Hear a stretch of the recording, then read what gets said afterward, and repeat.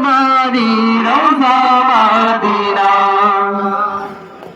তোমারি পরশে জালায় ভুবন তোমায় ভেবে ভেবে যায় মন সারাক্ষণ তোমারি পরশে জালায় ভুবন তোমায় ভেবে ভেবে যায় মন সারাক্ষণ তোমার নামের দরুদ ভক্তি সারা তোমার নামের দরুদ ভক্তি সারা ইয়া মুহাম্মদ মুহাম্মদ ইয়া সাল্লাল্লাহু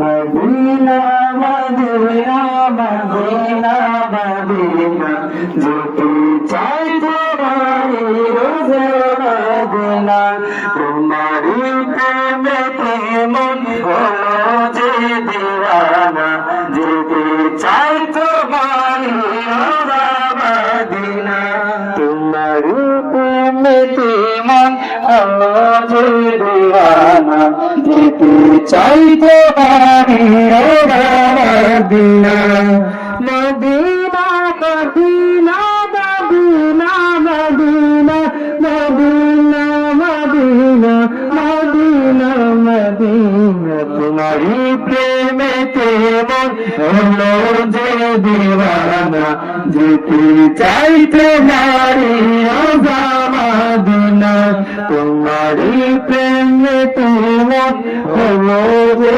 দিওয়ানা যেতে চাই তোমারি রোজা মদিনা।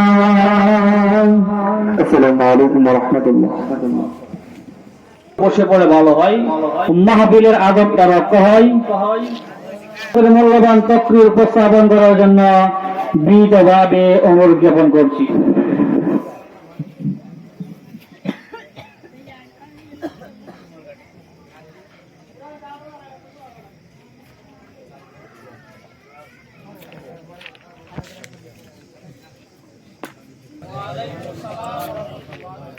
কি ব্যাপার, আপনারা কি ঘুমায় গেছেন নাকি? এত সকাল সকাল রাত্রে আপনারা কি ঘুমায় গেছেন? রাত্রের বিকেল হয়েছে না সকাল আছে? আপনারা হয়তো চিন্তা করতেছেন বাড়ির ইমাম সাহেব কি বলবে, সব সময় তো আর শুনি কথা বলেন। যাই হোক, তারপরে যেহেতু সময় দেওয়া হয়েছে আমি কয়েকটি কথা বলবো, তারপর আমাদের দাওয়াতি মেহমানগণ আলোচনা পেশ করবেন। ওনারা অচিরে চলে আসবেন, আলোচনা পেশ করবেন, আমরা সবাই শুনবো। এলাকাবাসীকে বলবো আপনারা একটু তাড়াতাড়ি মাহফিলের মধ্যে চলে আসেন।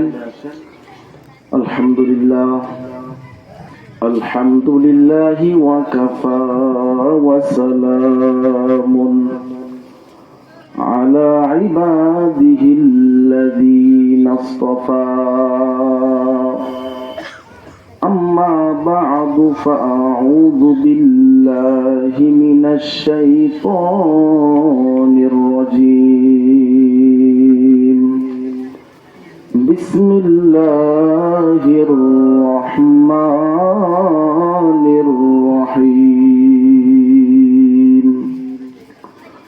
ذلك الكتاب لا ريب فيه هدى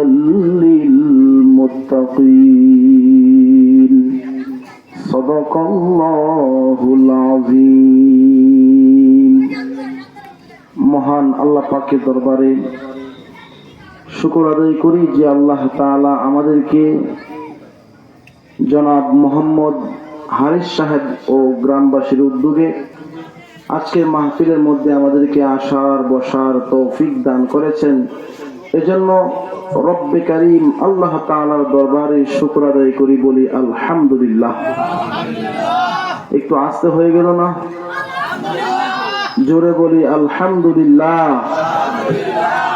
লক্ষ কোটি দুরুদ ও সালাম আল্লাহর সৃষ্টির শ্রেষ্ঠ আকর্ষণ আমাদের পেয়ারা হাবিব মুহাব্বতের রাসূল, আমরা সবাই মুহাব্বত নিয়ে বলি সাল্লাল্লাহু আলাইহি ওয়াসাল্লাম, সাল্লাল্লাহু আলাইহি ওয়াসাল্লাম।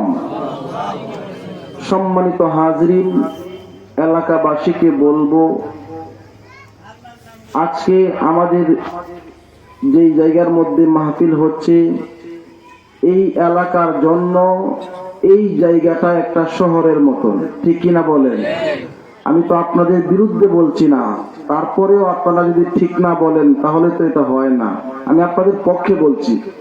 বলেন তো, এই অঞ্চলের জন্য এই আল্লাহ রব্বুল আলামিন এই মানব জাতিকে হেদায়েতের রাস্তা দেখানোর জন্য, জান্নাতের পথ দেখানোর জন্য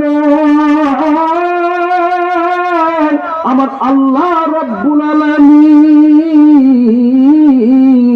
মানব জাতিকে হেদায়েতের রাস্তা দেখানোর জন্য, ভালো পথ পরিচালনা করার জন্য, জান্নাতের রাস্তা দেখানোর জন্য ওই সময়ে কুদরতি পার্লামেন্টে দুইটা সিদ্ধান্ত করলেন। জোরে কোন সুবহানাল্লাহ।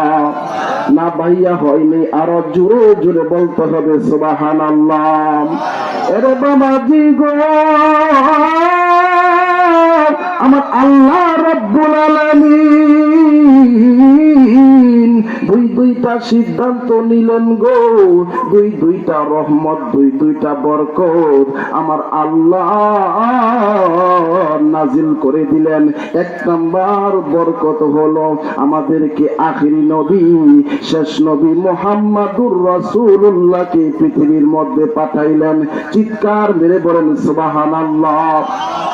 দুই নাম্বার নিয়ামত হইল আমার আল্লাহ রব্বুল আলামিন আমার বাবাজি 30 পারা কোরআন এই জাতির জন্য রহমত হিসাবে নাজিল করলেন। জোরে কোন সুবহানাল্লাহ।